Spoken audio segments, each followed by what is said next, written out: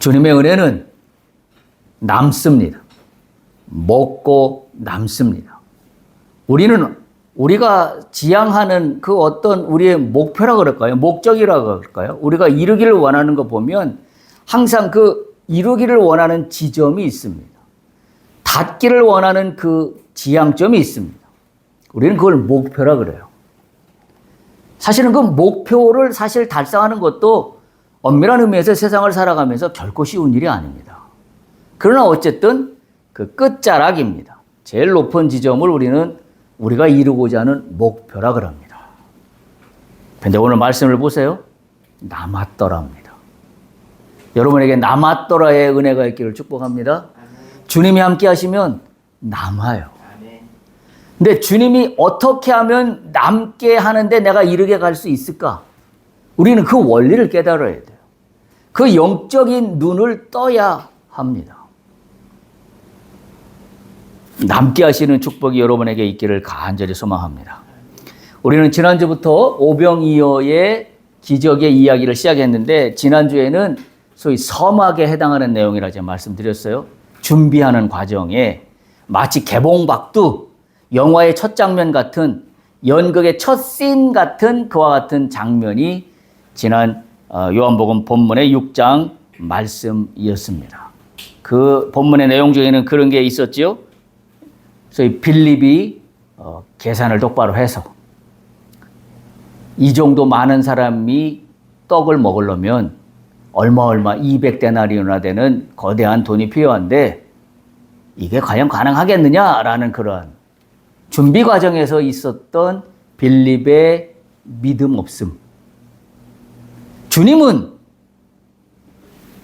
5,000명을 먹이는 것으로 끝나시는 분이 아니라 오늘 본문은 뭐라고 그래요? 먹고 남았더라. 오늘 12강주리가 남았다고 그래요.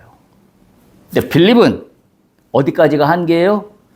딱 여기까지를 먹이기 위한 그 계산이 한계입니다. 그게 인간의 한계예요. 우리는 그 한계 속에 갇혀 있어요. 이 한계를 뛰어넘는 것은 내 계산으로 된다, 안 된다? 안 돼요. 우리는 거기에 영적인 눈을 떠야 돼요. 우리가 우리의 목표지까지 가는 것은 내 계산으로 갈 수 있는 영역입니다. 그러나 12강주리가 남는 건 내 영역이 아니에요. 우리가 그걸 잘 기억해야 합니다.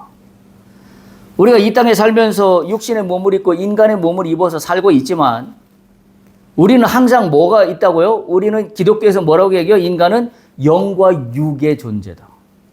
육으로만 이루어진 존재가 아니라 영이 함께 이루어진 존재예요.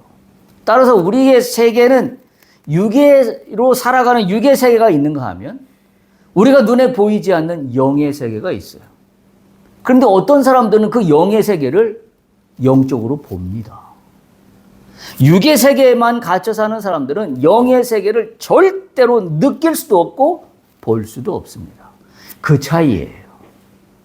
우리가 12강주리가 남는 비밀은 영의 세계에 있습니다. 육의 세계에서는 결코 12강주리가 남을 수 없어요. 오늘 우리가 병행 본문을 읽었던 이 모든 내용들도 다 그와 같은 내용들을 증거하고 있는 말씀들입니다. 빌립은 자기가 볼 수 있는 육의 관점에서의 최대치를 바라봤어요. 사실은 그것만 봐도 육적인 관점에서는 잘한 편에 속합니다. 그러나 우리가 믿음의 사람으로서, 믿음의 사람은 뭐예요? 육과 영이 같이 있는 사람이에요. 믿음의 관점에서 믿음의 사람으로 바라보면 빌립은 딱 절반도 못한 사람입니다. 왜? 영의 관점을 바라보지 못했기 때문에. 지금 자신이 따르고 있는 예수님이 누구인지도 모르고 있다라는 사실이에요. 손으로 만지면 잡히고 눈앞에 보면 보여지는 그 현장에 있으면서도 불구하고 예수님이 앞으로 어떤 일을 펼치실지를 전혀 영적으로 느끼지 못하고 있다는 사실이에요. 우리가 이 땅을 살아가면서 우리의 우둔함이, 우리의 우매함이 어쩌면 육의 세계에만 갇혀서 영적으로 돌아가는 그 어마어마한 진리의 그 어떤 세계의 움직임을 우리가 바라보지 못하고 있다면 우리는 지금 오늘 빌립과 같은 한계 속에서 살 수밖에 없습니다. 그와 같은 빌립의 준비 과정과 또 하나는 안드레가 등장하지요. 돌아다녀 보니 도무지 먹을 거리가 없어서 찾고 찾다 보니 한 아이가 갖고 있던 소위 오병이어입니다. 보리떡 5개와 물고기 2마리만 찾아서 들고 나옵니다. 그러면서 안드레도 똑같이 얘기해. 빌립하고 다를 게 없어요. 이거 갖고 되겠습니까? 라는 안드레의 시각입니다. 그게 이제 지난번에 준비 과정에 있었던 이야기인데요. 사실은 오늘 펼쳐지는 본문 10절에서 13절 이야기가 바로 오병이어의 클라이막스에 해당하는 그와 같은 핵심적인 본문의 구절인 것을 우리는 너무나 잘 알고 있습니다. 제가 이 오병이어의 기적 이야기를 시작하면서 제가 보고자 하는 프리즘이 있다고 말씀드렸어요. 그 프리즘은 어떤 프리즘이냐면 6월절 프리즘이었습니다. 6월절 관점에서 오병이어 사건을 해석하고자 한다라고 말씀드렸어요. 제가 이렇게 하는 근거는 요한복음 6장 4절을 근거로 말씀드렸죠. 요한복음 6장 4절이 오병이어의 기적이 막 펼쳐지기 바로 전에 뭐라고 성경은 기록하고 있냐면 지금 때가 6월절이 가까운지라. 굳이 그 구절이 없어도 되는데 그 6월절이 가까웠다는 구절을 집어넣었다는 이야기는 6월절 관점에서 오병이어를 해석하지 않으면 오병이어는 우리가 원하는 대로 해석해 버릴 수 있어요. 우리가 원하는 대로 성경의 진리가 아닌 소위 좋은 이야기로, 소위 격려하는 이야기로, 응원하는 이야기로 우리가 변환시킬 수 있기 때문에 그렇습니다. 그래서 6월절이라는 관문을 붙들고 읽으면서 제가 결론적으로 말씀드리고자 하는 부분 중에 하나는 오늘 본문의 오병이어의 기적은 단순히 능력을 베푸시는 예수님의 이야기가 아니다라는 사실이에요. 우리는 그동안 오병이어의 기적을 보면서 우리는 어떻게 배워왔고 읽어왔냐면 초월적인 능력을 베푸시는 예수님. 맞습니다. 제가 그 사실을 부인하는 게 절대 아니에요. 100번 맞는 말씀이에요. 초월적인 능력을 베푸시는 예수님. 그런데 오병이어의 기적은 초월적인 능력을 베푸시는 예수님의 이야기만이 아니다라는 사실이에요. 어떤 이야기가 숨어 있을까?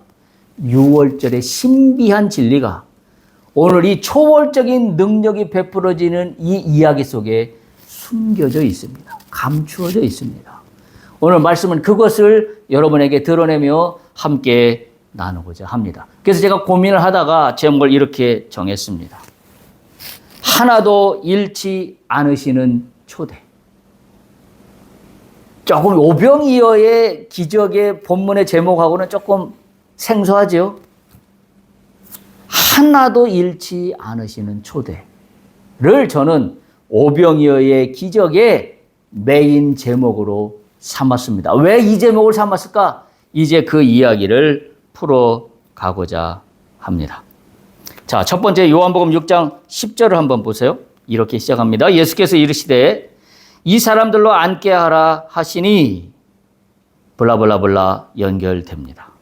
이 사람들로부터 앉게 했다. 사람들로 앉게 하라. 이 말씀이요. 그냥 앉으라 라는 의미가 아니에요. 원문을 보면 그런 의미가 아닙니다. 앉게 하라는 원어의 의미는 이 문화적인 초대 유대인들의 종교적인 배경을 담고 있어요. 유대인들이 식사할 때 취하는 자세인데요. 유대인들은 식사할 때 그냥 식사하는 게 아니라 잔치 자리에 오면 반을 기대어 눕는 형태를 가리킵니다. 그러니까 오늘 예수님께서 이르시되 이 무리들 5천 명이나 되는 무리들에게 어떻게 하시기를 원하시냐면 앉게 하라는 얘기는 원문의 뜻을 보면 기대어 눕는 자세를 취하고 하라. 다시 말하면 잔치 자리에서 잔치 음식을 먹을 때 유대인들이 갖고 있는 문화적인 배경이에요. 그리고 그것이 종교적인 배경입니다. 여러분 한번 인터넷에 초대 이 유대인들의 잔치 자리의 그 모습들을 그려놓은 그림들을 보면 지금 우리가 상상하는 식탁에 앉아서 꼿꼿이 앉아서 소위 음식을 나누는 이와 같은 꼿꼿한 자세를 하고 있는 사람들은 의외로 발견하기 쉽지 않아요. 물론 꼿꼿이 앉아있는 사람도 있지만 옆으로 비스듬히 누워있는 사람도 있습니다. 여러분 상상해 보시면 최후의 만찬 그림도 약간 비스듬히 있는 그런 사람의 모습도 있어요. 꼿꼿이 앉아서 마치 우리는 그런 걸 상상하죠. 대통령이 식사 자리에 나를 초대하면 누가 이렇게 하고 앉겠어요? 소위 얘기를 들어보면 북한 같으면 김정은이 지금 무슨 연설을 하고 있는데 약간 이렇게 기대고 앉았다고 그 사람 숙청당했다는 보도를 본 적이 있지 않습니까?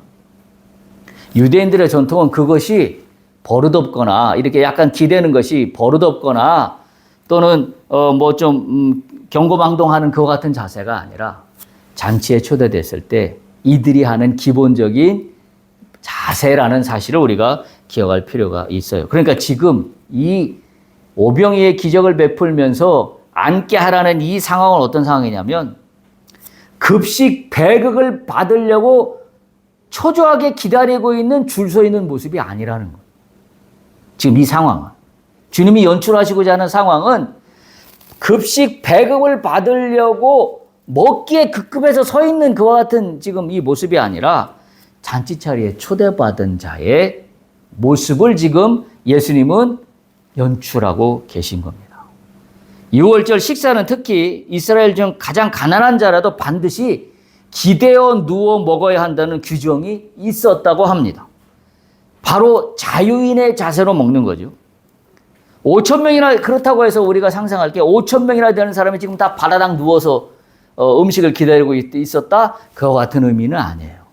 5천 명이 다 누워 있었다라는 의미는 아닙니다.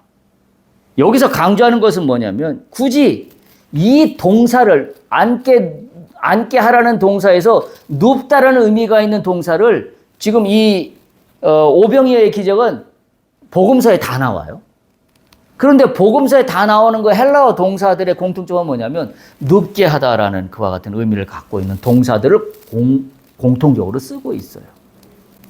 그래서 이 앉다라는 말이 바로 그와 같은 의미에서 일부러 이 단어를 선택했다는 것은 이 요한복음의 저자인 요한이 의도적으로 지금 오병이어의 기적 사건은 단순히 먹을 것을 배분하여서 실컷 배부르게 먹게 해주는 그런 단순한 자리가 아니라는 것을 지금 요한은 특별히 강조하고 있다는 것을 우리가 깨달아야 돼요. 그러니까 한마디로 뭐예요? 이 5천 명이나 되는 굶주린 사람들은 어떤 거예요? 잔치 자리에 초대받은 사람들입니다. 이 잔치의 주인은 누구예요? 예수님이십니다. 예수님의 잔치 자리에 초대받은 사람들입니다. 제가 그래서 제목의 한 부분인데요. 이 하나의 사실만으로도 제목을 설명할 수 있는데 제가 붙은 제목이 뭐라고요? 하나도 잃지 않으시는 초대라고 정한 이유가 거기에 있습니다. 초대입니다. 예수님이 주인이 되셔서 초대하시고 있는 겁니다. 근데 이것이 의미가 있는 것은 유월절과 연관져서 생각해 보면 여러분 유월절이 처음 예배가 드려졌던 것이 애굽에서예요. 그죠? 그 피를 넘어가리라. 그 문지방에 어린 양의 피가 묻혀져 있는 곳은 죽음의 그 사자들이 넘어가리라. 그래서 유월이에요. pass over, 넘어갔다. 그걸 기념해서 생긴 것이 유월절 예배예요. 그럼 지금 이 본문은 6월절 프리즘에서 본다 그랬으니까 생각해 보세요. 이스라엘 백성들이 애굽에서 나올 때 음식을 뭘 들고 나왔냐면 무교병을 들고 나왔습니다. 곰팡이가 나지 않는, 이스트가 소위 들어가 있지 않은, 부풀어지지 않는, 왜냐하면 상하기 때문에 이 무교병을 들고 나왔는데 이스라엘 백성들이 이 무교병을 먹을 때의 이미지가 어땠을까요? 종의 자세입니다. 왜냐하면 급하게 떠나가야 되니까.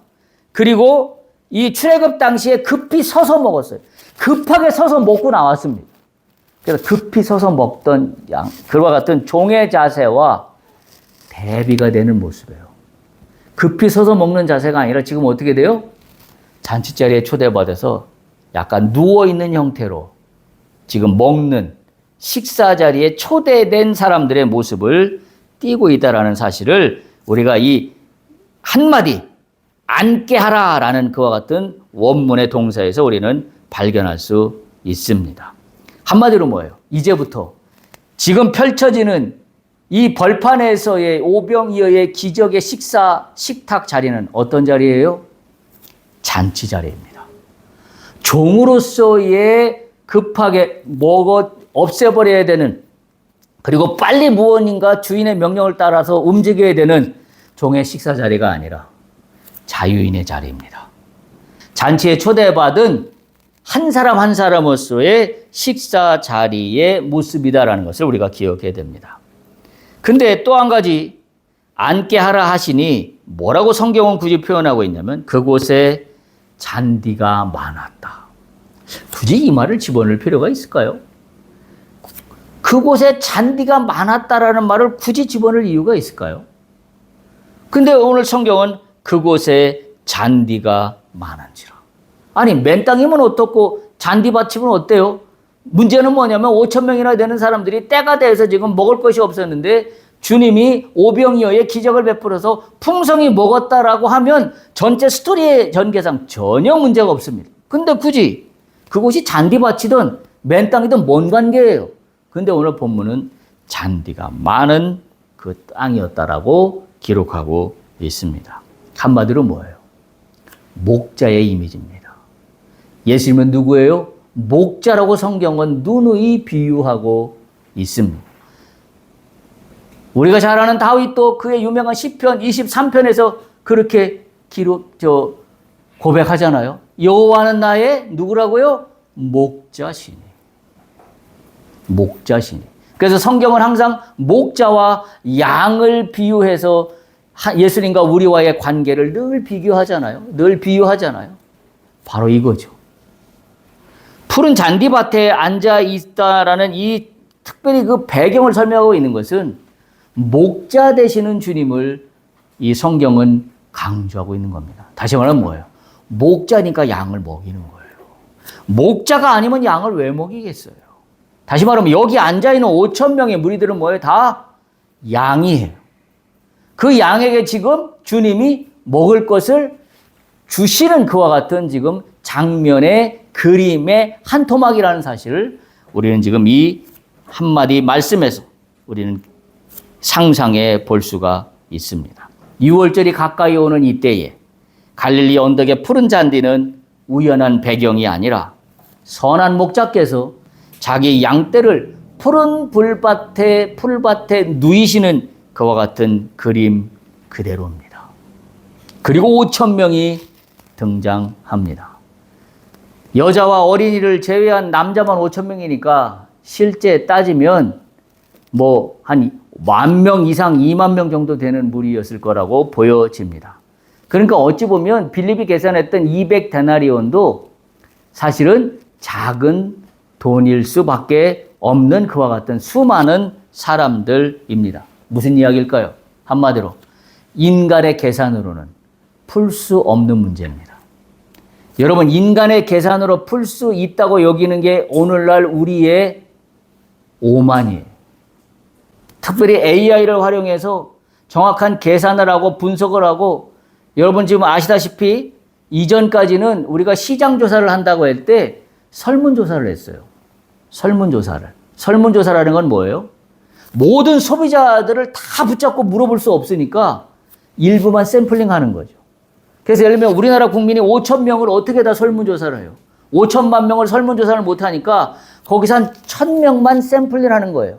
그러니까 소위 우리가 여론조사라고 지금 하고 있는 것들이 다 그런 같은 방식이죠. 설문조사 방식이죠.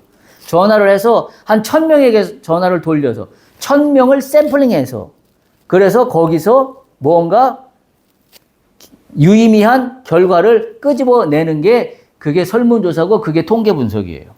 근데 지금 AI 시대가 되면은 어떻게 됐어요? AI 시대가 되면서 샘플링이 필요 없어졌어요. 전권 조사가 가능합니다. 전권 조사가. 전수조사가 가능해요. 데이터만 있으면 내가 그것을 뭘 취하지 않고 상관없이 데이터만 내가 확보하고 있으면 모든 데이터를 갖고 다 분석할 수가 있어요. 그렇게 되니까 어떻게 돼요? 인간은 오만해집니다. 왜? 내가 전수조사를 통해서 분석을 하니 데이터를 가지고 내가 사업을 한다?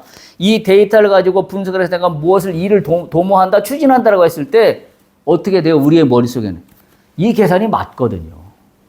이 계산은 누구를 빼고 누구만 선택해서 한 계산이 아니라 전체를 다 포함시켜서 한 계산이거든요. 그럼 맞는 계산이거죠. 인간은 한없이 오만해질 수 있는 길로 우리는 넘어가고 있습니다. 특별히 AI 시대가 되면서. 그런데 오늘 성경은 분명히 기억하십시오. 우리는 그거를 인지하고 느끼고 살아가야 됩니다. 우리가 살아가는 세상은 내가 모든 걸 다 동원해서 계산할 수 있는 육적인 세계에서만 사는 것이 아니다라는 것을 분명할 수 있길 바랍니다. 우리가 계산하는 세계는 내가 계산할 수 있는 육의 세계도 있지만 계산할 수 없는 영의 세계가 있습니다. 이 영의 세계는 누구에 의해서 작동되어 하나님에 의해서만 나에게 주어지는 레마의 세계예요. 성령이 아니고서는 이 세계를 나는 알 재간이 없습니다. 왜? 내 눈에는 보이지 않는 세계이기 때문입니다. 내 머릿속으로는 인지가 되지 않는 세계일 뿐입니다. 그저 눈치를 챌 수 있다면 간혹 환상을 보거나 꿈을 꾼다는 정도일까요? 그래서 사람들은 꿈을 꾸거나 환상을 보는 거에 대해서는 그냥 그런 게 있었나라고 하지 이것이 나의 삶에 어떠한 직접적인 연관관계가 있다라고는 그 크게 생각하지 않습니다. 그런데 영의 세계를 아는 사람들은 오히려 어떻게 생각해요? 영의 세계가 육의 세계를 지배한다라고 생각을 합니다. 이 관점에서 지금 빌립이 계산한 200데나리온이라는 한계는 인간의 한계를 그대로 드러내고 있는 겁니다. 인간에게서는 처음부터 이 문제를 풀 수 있는 크기의 수준이 아니었습니다. 그리고 나서 본문의 핵심으로 돌아갑니다. 보면 뭐라고 되어 있냐면 떡을 가져 축사하셨다라고 그렇게 기록하고 있습니다. 여러분 우리의 본문 한번 볼까요? 본문 11절에 보면 예수께서 떡을 가져 축사하신 후에 앉아있는 자들에게 나눠주셨다라고 그렇게 기록하고 있습니다. 떡을 가져 축사하셨다. 이 축사했다는 말은 감사드린다라는 말과 같은 의미로 이 오병이어 기적 사건에서 같이 병행되고 있습니다. 누가복음 22장 19절에 보면 최후의 만찬 기사에서도 이 같은 동사가 나오는데요. 떡을 가져 감사기도 하시고 떼어 그들에게 주시며 이르시되 이것은 너희를 위하여 주는 내 몸이라 너희가 이를 행하여 나를 기념하라 하셨다라고 기록하고 있는 최후의 만찬 기록입니다. 거기에서도 이 떡을 가지고 축사하신다는 말을 뭐라고 기록하고 있냐면 떡을 가져 감사기도 하셨다라고 그렇게 기록하고 있습니다. 떡을 가져 축사하신 후에 오늘 오병이어 기적에서 나온 단어나 최후의 만찬에서 주님께서 정확히 떡을 가져 감사기도 하시고 떼어주셨다라는 이 사실은 정확히 맥락적으로 일치가 되는 그와 같은 본문의 말씀입니다. 그러니까 어떻게 이해해야 돼요? 오늘 오병이어의 기적을 베푸면서 떡에 축사하시고 나눠주시는 이 모습은 어떤 모습이에요? 최후의 만찬에서 예수님이 이제 제자들과 최후의 만찬을 하시고 어떻게 돼요? 십자가의 처형을 당하기 전 바로 그 상황인 거죠. 그 전에 떡을 떼어주신 거예요. 그러니까 이건 뭐하고 같아요? 유월절 어린 양이 희생을 암시하고 있는 그와 같은 축사입니다. 오늘 오병이어의 기적은 어떤 걸 우리가 프리즘으로 담아야 되냐면 바로 최후의 만찬처럼 예수님께서 이 모여있는 무리들에게 자신의 살을 떼어주신 거예요. 유월절을 통하여 이 살은 그냥 육신의 양식만이 아니라 어떤 양식이에요? 영의 양식이에요. 그래서 이 양식을 먹는 자마다 영원히 살게 되는 그와 같은 진리가 지금 여기에 함축되어 있는 거예요. 그래서 유월절의 프리즘으로 제가 이 사건을 봐야 된다는 얘기는 뭐예요? 예수님의 희생입니다. 떡을 축사하시고 나눠줬다는 얘기는 예수님의 희생을 통하여, 예수님의 십자가의 희생을 통하여 우리의 구원을 통하여 우리가 어떻게 돼요? 영원한 생명의 양식을 얻잖아요. 똑같은 프리즘이에요.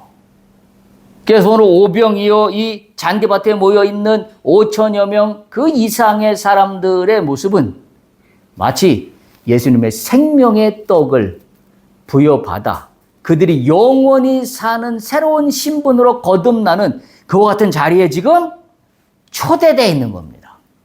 그런데 이 초대되어 있는 자리에는 여러분 성경의 이미지는, 목자의 이미지는 뭐냐면 양 한 마리를 찾아서 온 산을 헤매는 게 목자의 이미지예요. 양 99마리가 있는데 한 마리 잃어버린 양을 찾아서 쫓아다니는 이미지는 성경에 우리한테 프리즘처럼 다가와 있습니다. 따라서 오늘 제가 붙인 제목처럼 하나도 잃지 않으시려는 초대라는 것은 뭐예요? 주님이 오늘 5천여 명이 되는 사람들에게 떡을 주시면서 한 명도 잃지 않으시려는, 나의 살을 떼어 먹이면서 한 명도 잃지 않으시려는 유월절 어린 양의 정신이 여기에 숨겨져 있는 겁니다. 그러니 얼마나 감격적인 이 자리에 이 스토리의 진행인지 알 수가 없어요. 그냥 떡을 받아 먹어서 배불리 먹고 남은 광주리가 12광주리나 되었다라는 이야기가 아닌 거예요. 예수님의 어린 양의 희생이 결국 한 명도 잃지 않고 그분의 구원의 방주리 안에 다 담아내고도 넘치도록 남게 하시는 주님의 놀라운 은혜가 지금 이 오병이어의 기적의 이야기에서 지금 펼쳐지고 있는 그와 같은 상황입니다. 따라서 오병이어의 이 식사는 단지 배고픔을 해결하는 사건이 아니었습니다. 장차 자기 몸을 떼어주실 그리스도의 십자가의 식사를 마치 미리 보여주는 것과 같은, 예표하는 것 같은 그와 같은 표적입니다. 이 표적이 지금 바로 갈릴리 이 들판 잔디밭에서 펼쳐지고 있는 겁니다. 그런데 나눠주는 주체가 약간 복음서와 다르게 표현되어 있어요.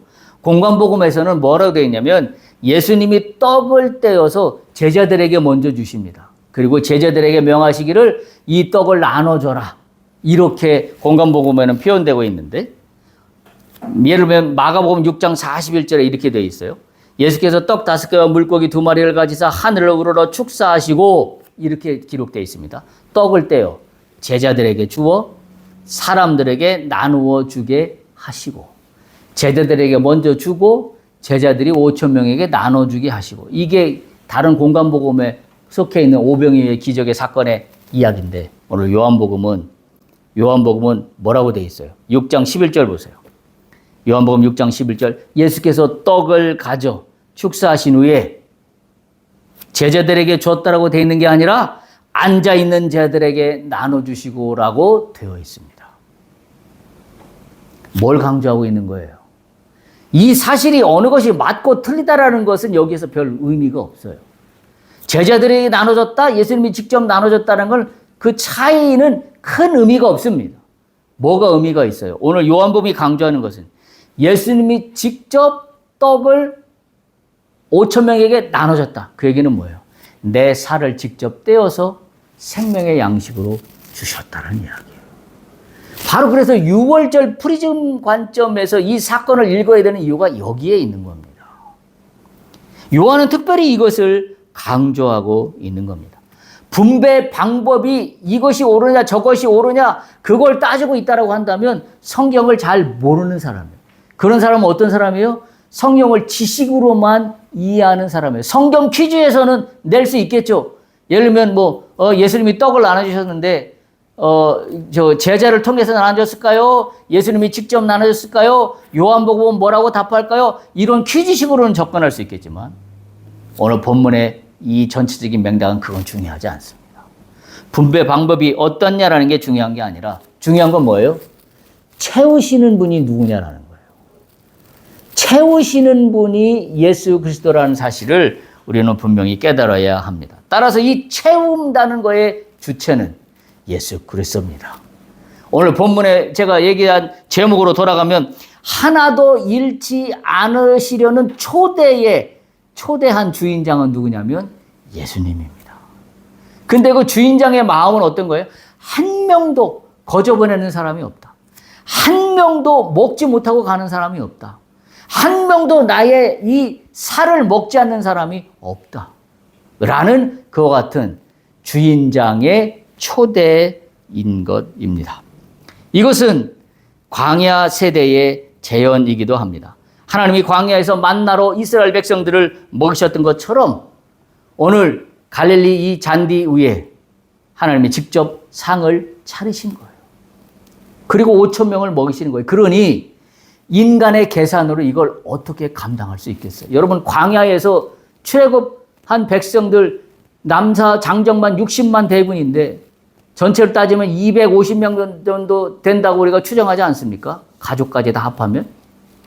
그런 사람들을 사막에서 아무것도 풀도 없는 그 공간에 어떻게 먹이셔요? 인간의 계산으로는 나올 수 없는 계산이에요. 근데 인간이 계산으로 할 수 없는 뜻밖의 방법 뭐예요?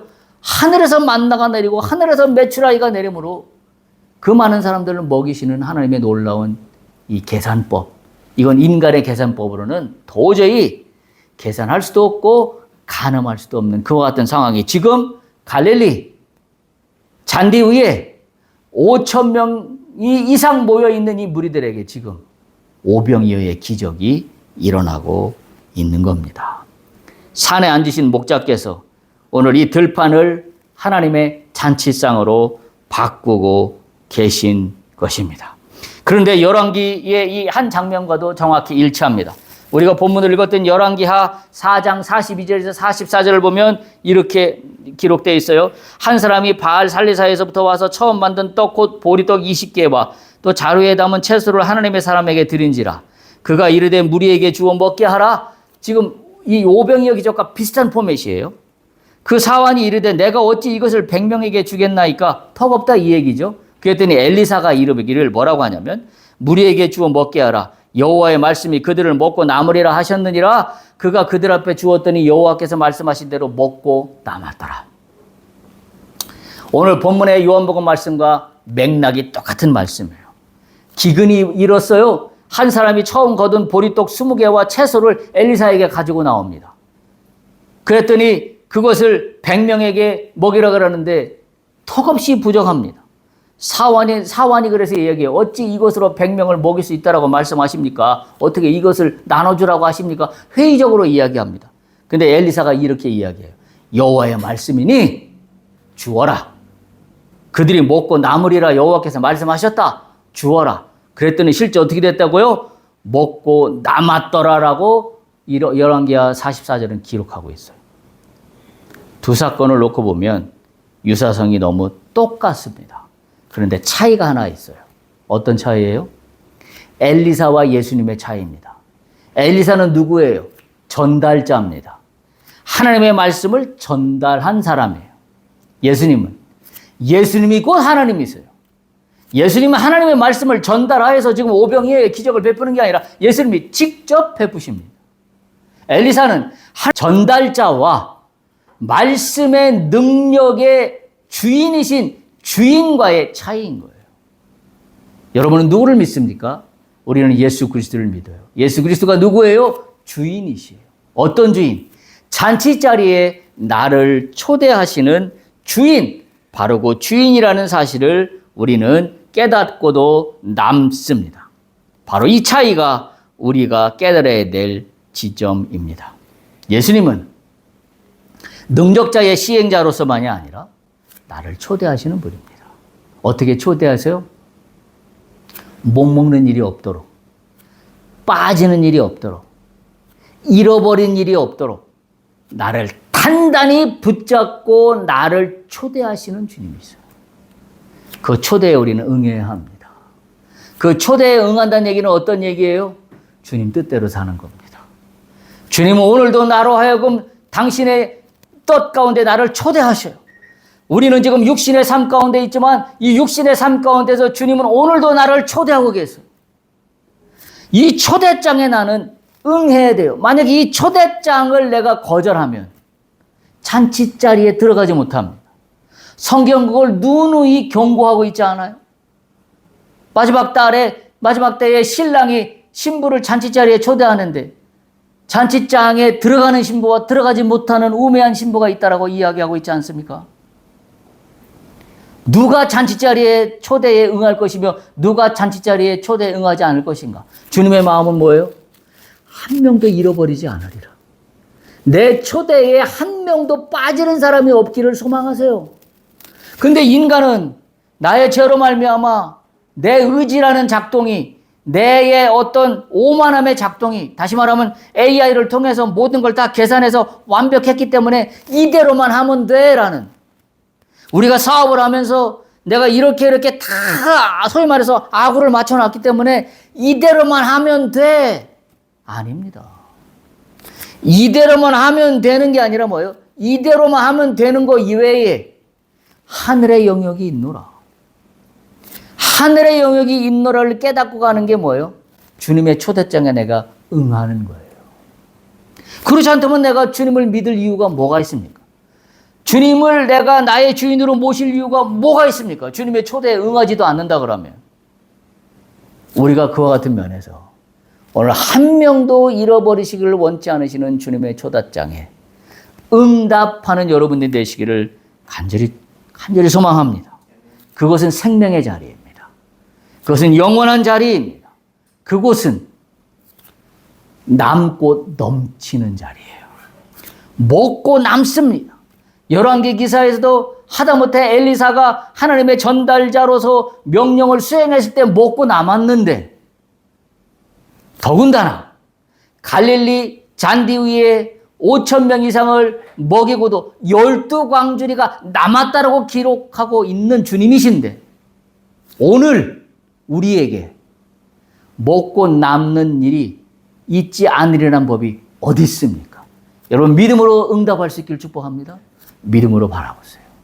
믿음으로 바라보세요. 먹고 남습니다. 주님의 초대에 응할 때 먹고 남습니다. 인간의 목표치는 정해져 있어요. 여기까지. 이걸 달성하면 끝이에요. 그런데 하나님의 세계는 이걸 달성하면 끝이 아니라 더 이상 먹고 남았더라. 할렐루야. 이 은혜가 여러분들에게 넘치기를 간절히 소망합니다. 주님의 초대에 응할 수 있기를 축복합니다. 할렐루야.